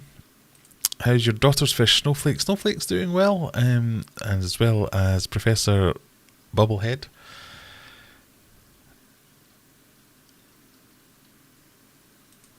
Also, I'd love to see the discus tank after repair. Well, me too. I'd love to see that too. We'll get there. Don't worry, Lebo. We'll get there. Yeah, daughter's fish tanks are doing good. Maybe we can have a wee update on that, because I was going to add some Zebra Danios to Professor Bubblehead's tank because she really wanted them. We're a bit worried that they'll be a bit nippy, but we'll try them. Any updates on the AA calendar for 2023? I thought the idea of subscribers' fish was cool. That is a good idea. Yes, let's do that. So, last year we did a calendar. Let's do the same this year. We'll give all the proceeds. We'll pick a charity. We'll come up with a charity together. Give all the proceeds from the calendar to charity, and then anyone that buys a calendar gets the happy, warm feeling of knowing they've donated to a charity, as well as getting a cool calendar with some cool fishy pictures. So we will create a new channel in Discord, and if you want to submit some of your best pictures of your fish, of your tank, and we want really good calendar worthy pictures, basically. Have I got last year's calendar? I've probably got one over here somewhere.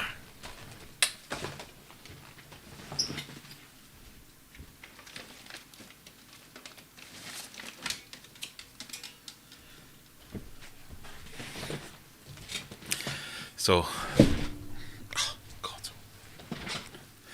this kind of format. So you've got, what was that, an A4 page size? So you want a landscape picture of your favourite fish, tank, just anything that looks good. This is last year's calendar. These are all my artsy ones. So we'll create a channel on Discord. Join in Discord. Take some pictures of your fish. Try and get them as high quality, as good pictures as possible. Tips for doing that is turn out all the lights in the room. Do it at night. Turn out all the lights in the room. Just have the lights in the tank on. Turn the lights on as high as you can.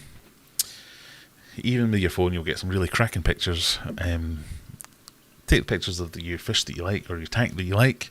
Submit them on Discord. We'll make a new channel for calendar pics or something like that. In fact, let's do it now, shall we? What will we do it under?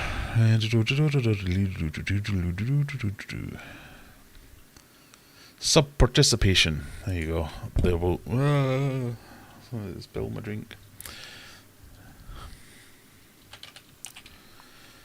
Can't spell. Calendar pics. So there will be... Can I get a link to that?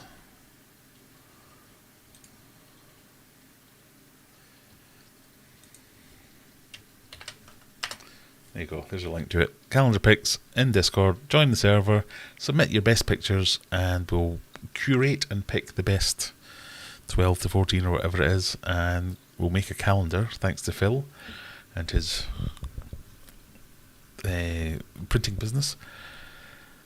We'll get a load of them sent out. You can all buy them, and we'll give the proceeds to charity. Sound good? Sounds good. Scott's, luckily they've uploaded a number of things and a lot of numbers and spreadsheets. I know there's only 2 epistles and they're lot number 90 odd. Oh, where did that go? Oh right, the auction. Yeah, so you should do well then, because if they're towards the back or a bit later on, you'll not have the opportunistic bidders that will just be like, oh yeah, I've got loads of money, I'll bid on this. They hopefully will have burned themselves out. So this pale ale is very cloudy,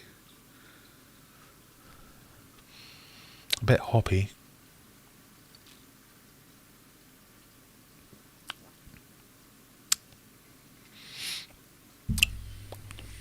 Not bad. Oh, that got grapefruit in as well. Flex is a crisp, clean, refreshing to the palate with Simcoe, Citra, Mosaic and Galaxy combining to offer delicious, sticky, tropical and piney notes. Piney notes, maybe that's the piney. With a lick of welcome bitterness. When's bitterness ever been welcome?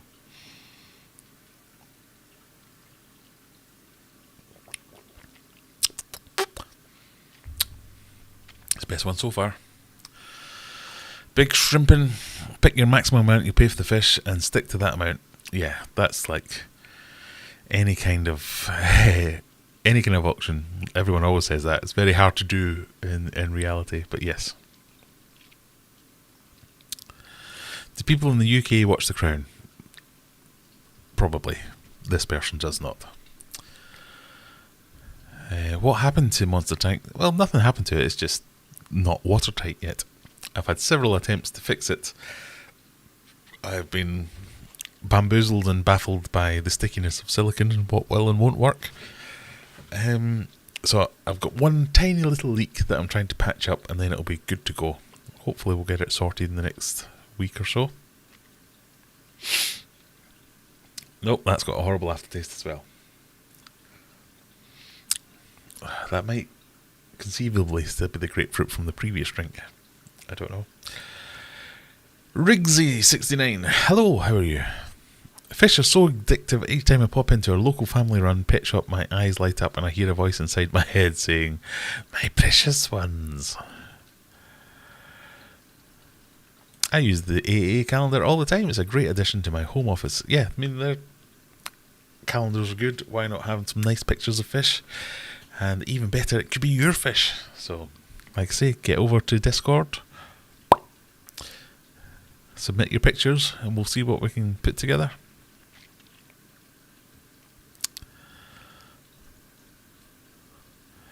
If it says 2 epistles with 1 lot, hopefully that's the pair. Yeah, I would have thought so. Often they'll do things like, they'll publish rules to say, I'm trying to think of one now. Things like, Corridoras, you can only sell 2 to a bag. So if you're wanting to sell 10, that's 5 bags. They'll have different rules for different things, so it's hard to understand what's going on. But that sounds about right. If they say 2 epistles and it's 1 lot, that'll be the pair.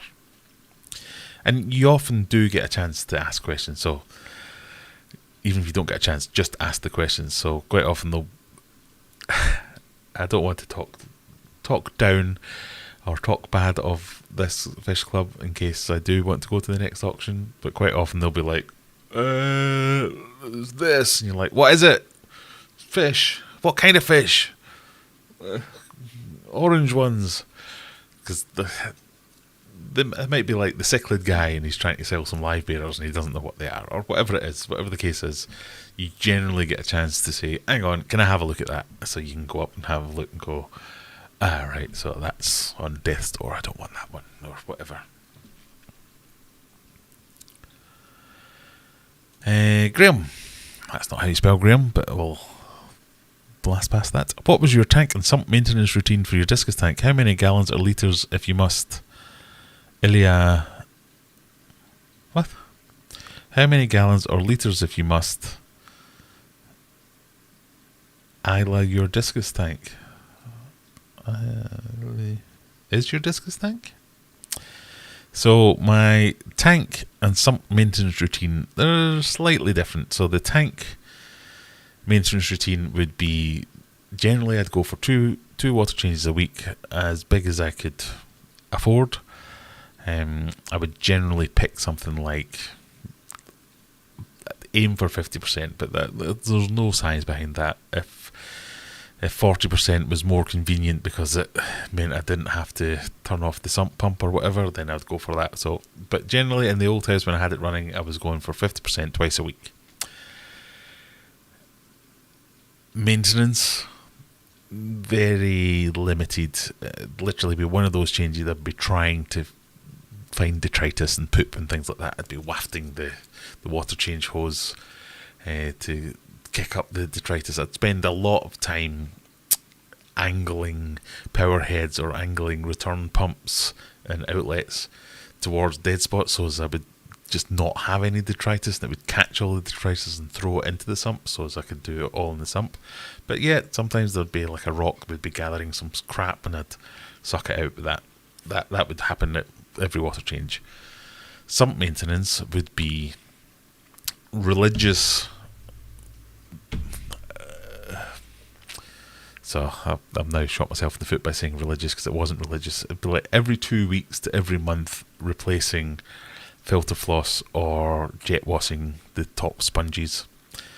So the bit where the water comes out of the display tank into the sump, whatever that was coming into. So I tried everything. I went from filter socks, I tried just filter floss, I tried thick sponge, thin sponge, but whatever it was, take that out every 2 weeks to every month, depending how often it needed doing, giving that a proper clean and putting it back. The rest of the sump I would not touch. I'd do that once a year, and you saw that from my sump video. That was my annual, right, this is the time where the crud has got to peak crud levels, we need to sort this out. So annually I would take everything out, properly wash out the sump, and then put everything back in again. But that was generally my routine for the sump. If that does say how many gallons or litres was it, I think it was like 700 litres all in.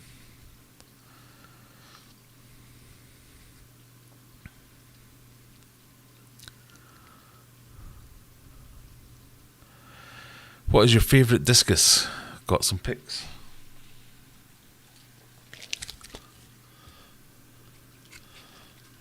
That one. It's a Heckle Turk. I'm quite a man of plain tastes. I like Turks, but that one, quite fancy. What's the most you've ever spent on a discus in US dollars? I could probably tell you that. I once bought a show discus that had won the Belgian International Discus Show. Wow.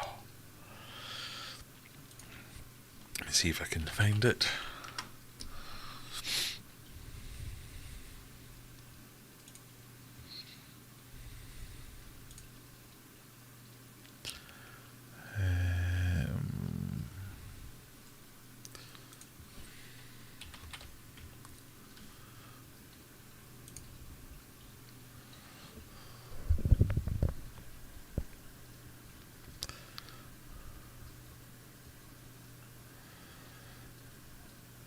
No, I don't have it.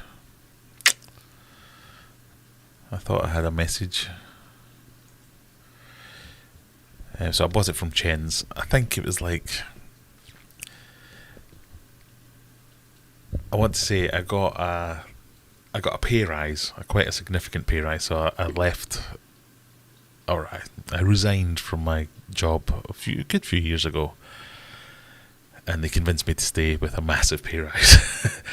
And when I got the pay rise, I was like, I'm going to buy a fancy discus. So I messaged Francis at Chen's Discus and said, right, you got any show discus? I wasn't going to get into showing, I just wanted a really nice discus. I think I want to say I paid about 250, 300 quid, something like that.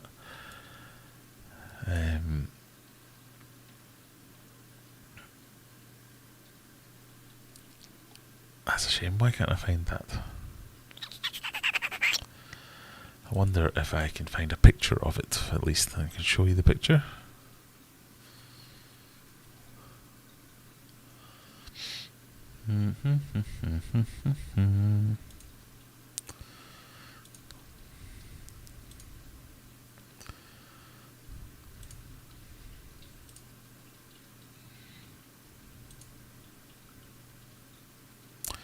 Nope, not there.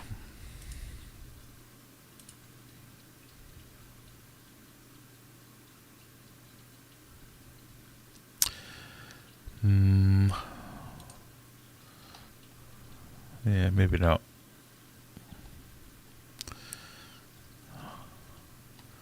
This is an interesting live stream. Man strolls through photo albums looking for a picture of fish from years and years ago.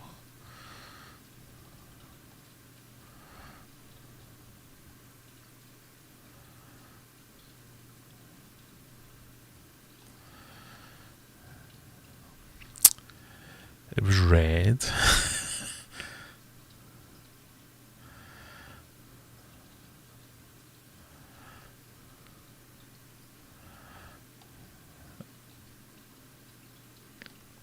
That's going to annoy me now. I really want to show you because it was a cool fish.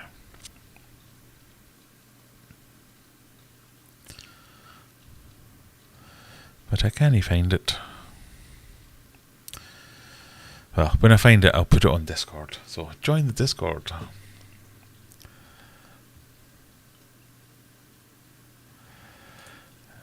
Fish societies do seem to have the specialties, even if not listed in the name, like the South seems to be live. But yeah, so lots of societies specialise in certain things, or they'll have people who specialise, like, not that I specialise in it, but if I was in a fish society, I'd be the discus guy.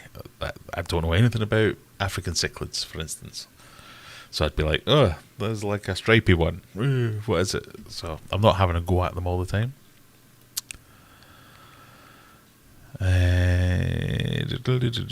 Dan the Fish Nerd, how you doing? Silver Creek Aquatics, you've been quiet. I'm back. I had to edit my spooky scape time lapse. It's now uploading. I'm hyped. My first actual scape. Oh, we're going to have to look at this. I know it's not professionally done. I'm an amateur, but I think it looks amazing. Okay, I'll take your word for it. Let's see. Let's see.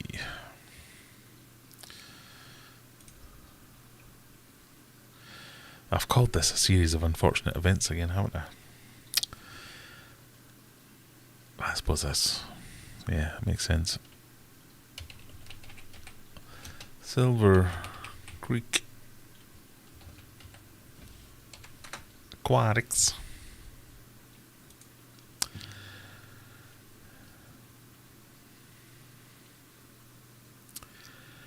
Hate to ask a serious fish question. Well, come on, Martin. Someone had to do it eventually. Guppy fry are all female. pH. Guppy fry are all female. pH is 7.8, but not tested GH and KH for a while. Could the pH be okay, but minerals low? Shrimp and snails breeding like rabbits in there. Right, I have to think about that for a second. Guppy fry are all female. Is that the question? Are you saying why are all my guppy fry female? pH is 7.8. Could the pH be okay? So the pH is the pH. I've never found pH to have much to do with it in guppies, at least. Temperature. So I did a series of... Sorry, I've got an itchy knee. I did a series of videos about temperature in guppy fry. That the warmer it was, the more... Oh, I can't remember now. So yeah, temperature played a big role in sex. So you had more males the warmer it was, or more females the colder it was. I can't remember which it was. But, my answer is I don't know, but maybe someone might. Are discus delicate, hard to care for or maintain? I'm still a beginner. I'd love to have some one day. If you listen to the internet, discus are impossible. They're so much maintenance. Discus appreciate lots of fresh water and water changes. Certainly if you want to get the best out of your discus, you have to do lots of water changes. Otherwise you risk stunting them and things like that. But I maintain they're not that hard, they're not that delicate. If you're willing to give them enough space, willing to give them enough water changes, then it's not that much more harder than that. Oh, it's not ready yet. Come on, Silver. What's going on here? It's uploading probably an hour or two. What, are you uploading it on like a 56k modem?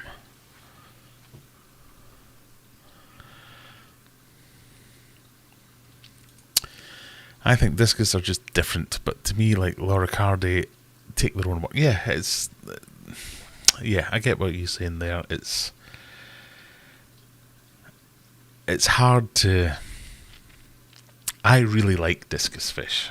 They're my favourite fish, if you hadn't guessed. So I don't see it as an overly onerous chore to look after them.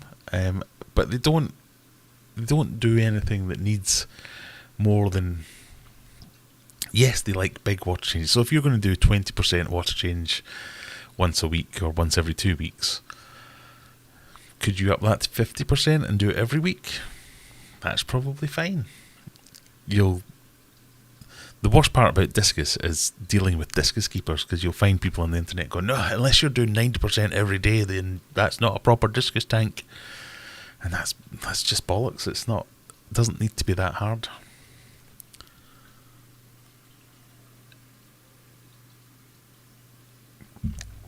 Oh yeah. Rebecca says, I've been observing live bearers. Their gonipodium takes a while to develop to show the sexual dimorphism. Yeah, so how are you telling they're all female? Is it because they look female and they're tiny little fry? Because they might grow up into being males.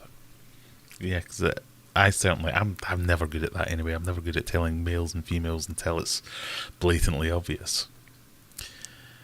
And as Silver says, the word around the block, the temperature has a lot. I've definitely heard that, and I've done a bit of testing myself on that one, and it seemed to prove true.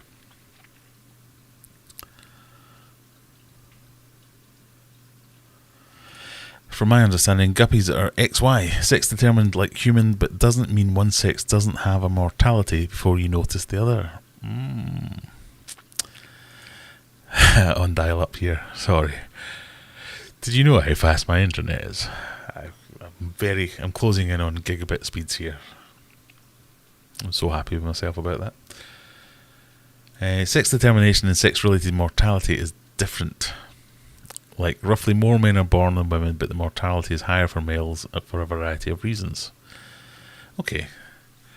So, sex determination and sex-related mortality. So, sex determination is how many males or females you're going to have, but sex-related mortality is how many of either of them are going to survive past a certain point because of whatever factors. Yeah, that makes sense.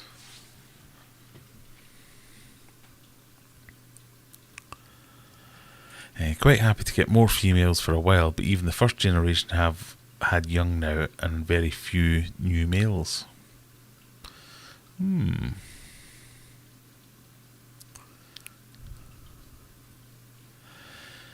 What qualifies as a lot of water changes, like daily? No. Well, if you want to do daily water changes, by all means do daily water changes. You do not need to do daily water changes. I would suggest weekly water changes as a minimum.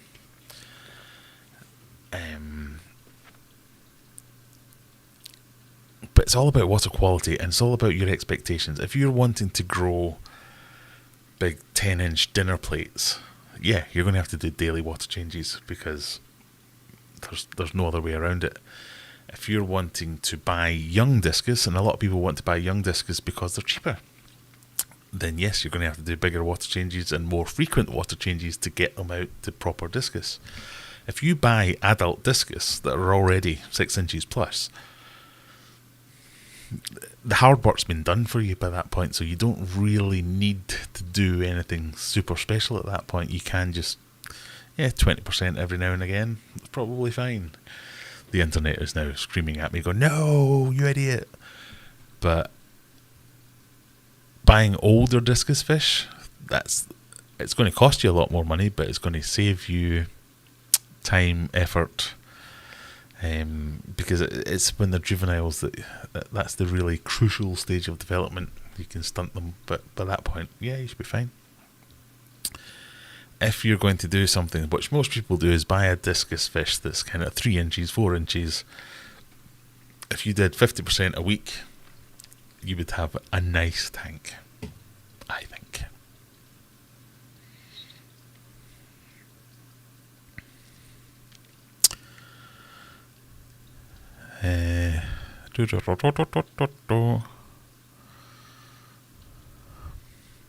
I'm running about 100 Mbps, give or take 20, east or west of that.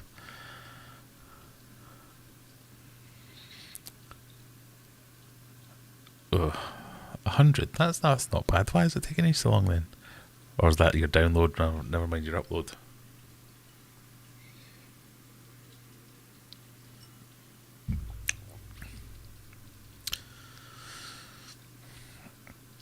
So, has anyone got any final questions? We're into the last kind of 20 minutes. I've made a fool of myself. Oh, we've got some pictures in the calendar pics tank.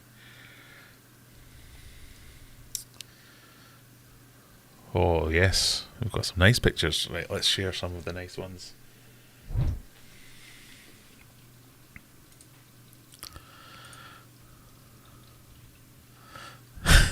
How grumpy.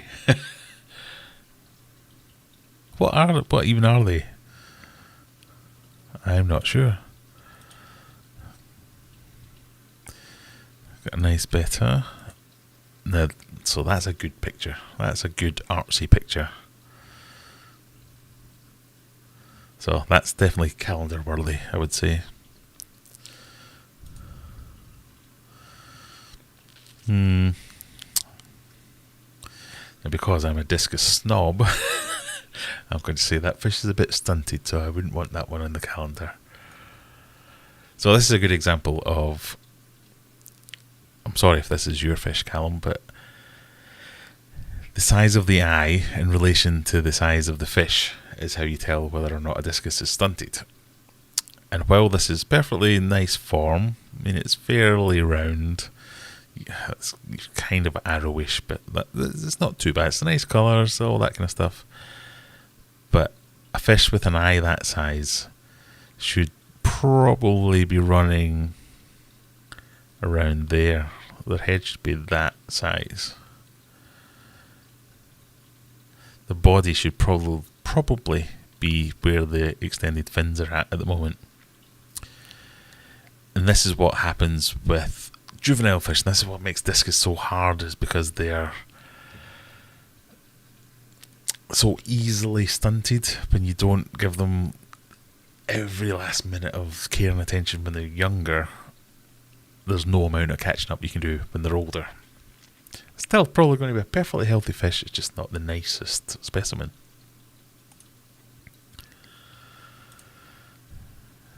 That's a nice fish. That's a nice, well, apart from the poop, a nice calendar-worthy photo. I do like a nice snail photo as well. Yeah, look at that. I might do some photoshopping on that and clear up the eyes and get rid of some of the noise there, but that's a nice picture. See, good focus on the head. That's calendar worthy. That's nice. Surprised you didn't upload 12 and make it a calendar. Oh, look what gas mask is. It's a gourami. No, that's a lovely giant gourami. That's a good picture. But we're after more artsy stuff, so like dramatic. See if you can catch it coming towards you or something like that.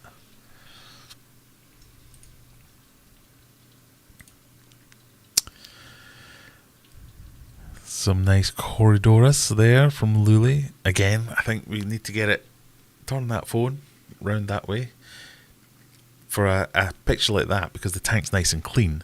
Get a nice, turn all the lights off, get a nice full tank shot, so you've got the whole tank and you can see it's more about the scape at that point.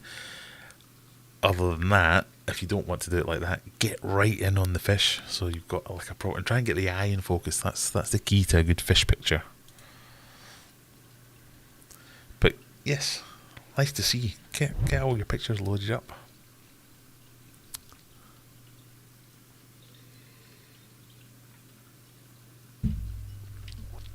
Oh.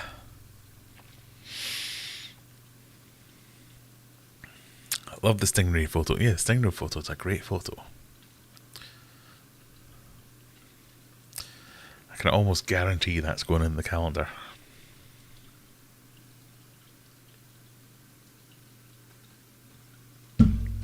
Right, I've not liked any of these beers so far tonight. Let's see if this one makes a difference. The Fishy. Oh, look at that. I've never seen that before. It's a cap, but you don't need a bottle opener. Well, I presume. It's got this thing. Who knew? Like a ring pull for a bottle.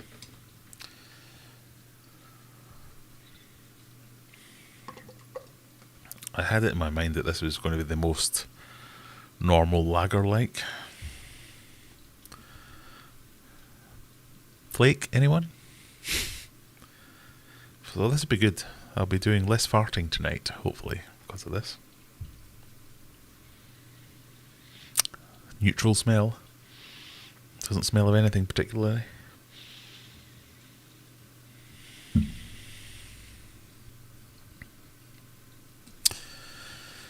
In my opinion, do you know what? I've had this as well.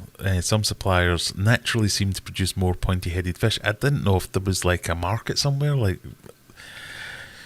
in Spain they like pointy-headed discus, because there seemed to be a lot of pointy-headed discus being sold off as, yeah, this is what we want. Like, no, they're meant to be round, hence the name. Who knows? Who knows? Fiki looks well nice. I wouldn't drink it, but it's a nice bottle. Do you know what? I went for the bottle as well. Thought, yeah, that's interesting. I've never seen a bottle like that before.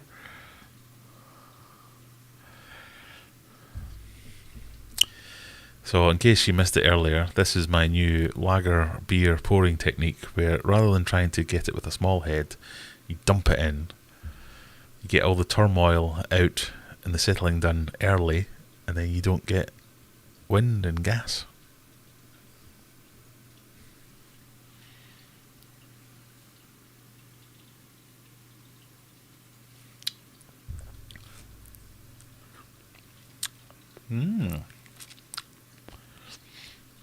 Interesting. It's not bad.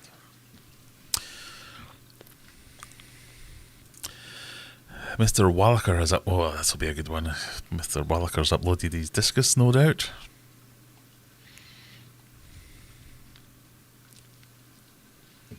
Oh yes. So that's definitely a calendar-worthy photo.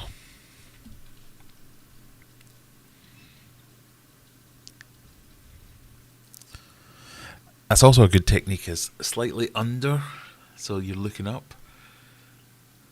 I've noticed that's done well, especially if you've got a tank that's scaped and you have a lot of plants up to the top. The shadows and stuff creates quite a nice effect, I've noticed. That's a lovely picture. Some really sharp eyes. Lots of sharp focus. Like it. What's this? That's cool.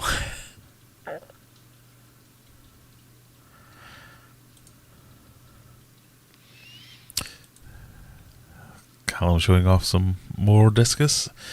Nice strain. I'll do like a Tiger Turk. Again, a little bit on the stunted side. Penang Eruption.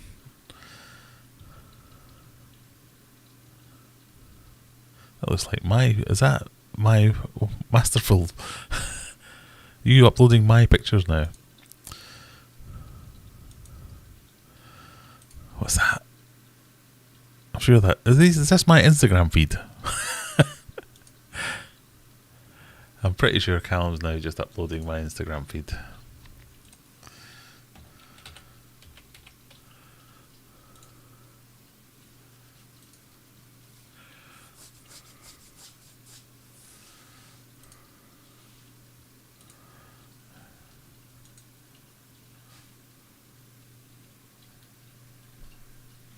Yep.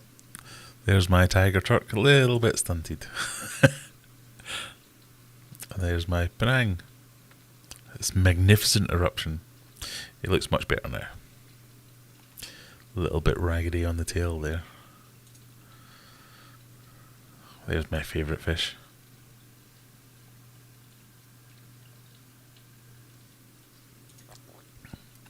And there's my Otto. There's my number one supporter. If you want any of this merch, it's all available.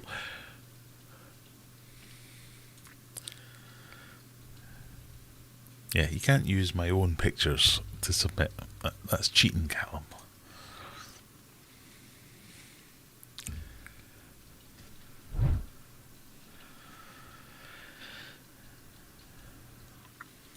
I thought the Fiki smelled like tinned peas.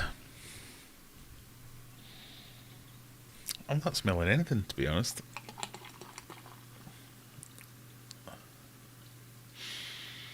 I think I've been put off by... The other beers were so disgusting that anything now smells like, it's divine nectar from the gods. Will there be an electronic digital version of the calendar? We might do like a PDF version. Would that count? I think there are people that are happy to pay whatever just for the fact they're I've seen that, and I get that. I've seen it in local fish shops as well. That's how I got into discus, because I kind of knew that discus were like this elite level fish. And I saw them in a fish shop and went, oh, they're discus, and 5 for 50 quid, brilliant, I'll have them. Terrible, worst thing I ever did, but also best thing I ever did, because it got me into discus properly. Kevin, hi, have you still got your fly horn? Yes, I have. Humphrey is living happily in the fish room. Yes. I want to know where I can get discus like this. I might be in the market for more discus when I get paid again next year.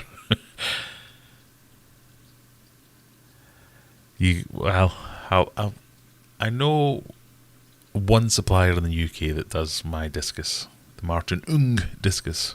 I don't know why I always say it like that. Martin Ung is Durham discus. They still do them.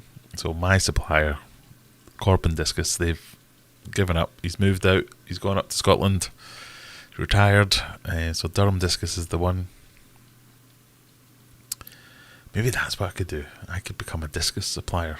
Just have loads of cool discus. Anyway, Fishy might as well be Heineken. It's So inoffensive, it's nice. Smells of nothing. I'm not feeling or tasting the maltiness. It's meant to be malty, I don't know. Yeah, happy with this one. Love auto. Yeah, autos. I don't know what.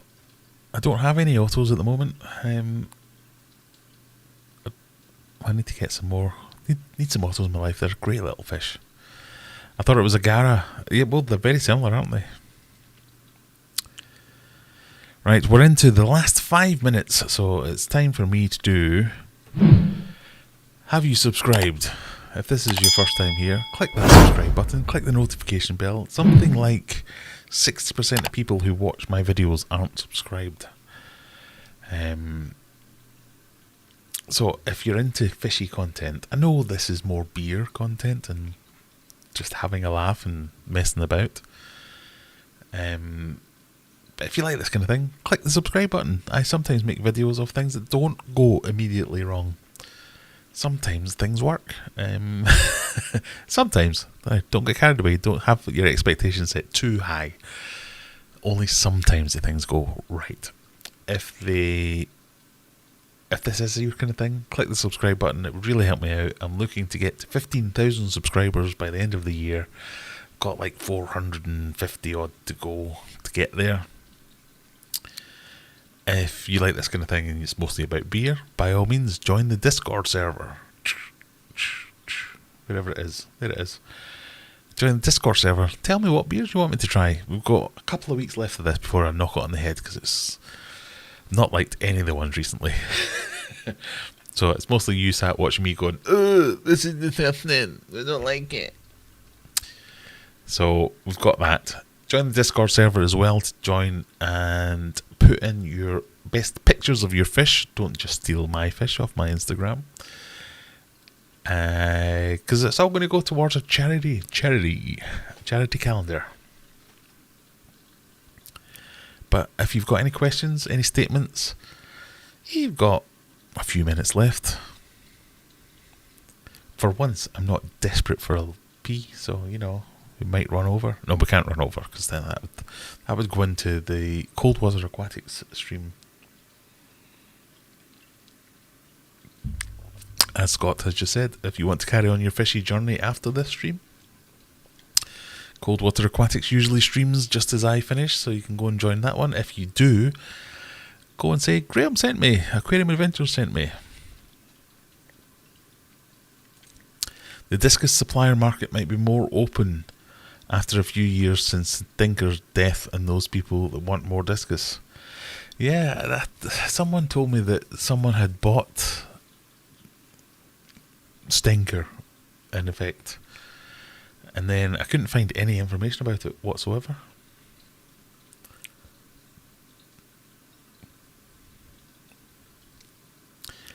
But Stinker, I think, will leave a hole in the market. If you don't know, you generally have Asian discus, and Asian discus can be anything from Vietnam, Malaysia, wherever. It's just Asia.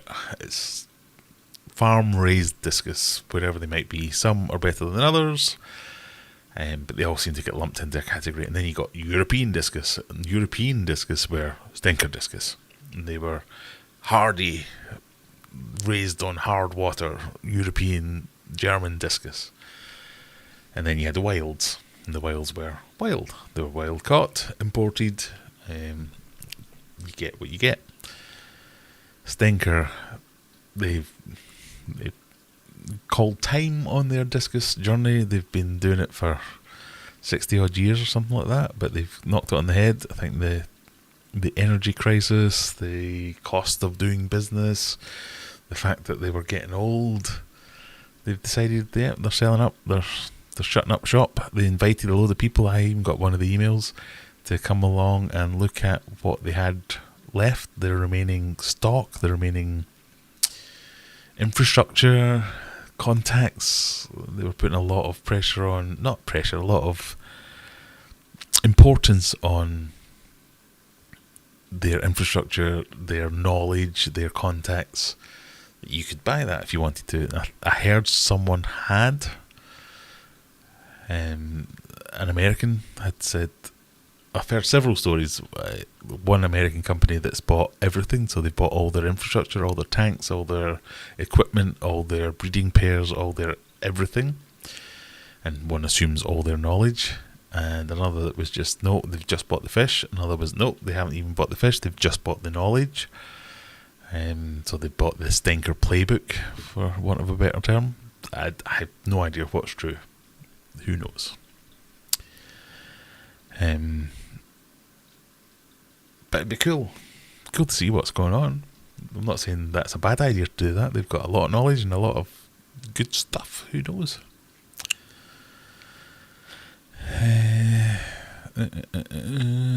Evan, I bought a bunch of stinker discus last winter through Montreal Discus Paradise. Happy to see 2 pairs of them. Well, very good.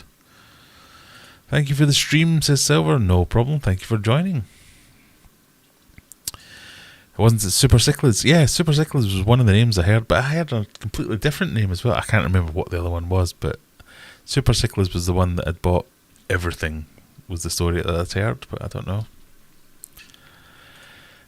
Please, someone make memes. I'm out of ideas. Join us on Discord. Go make memes. Take the piss out of Graham. It's all good fun.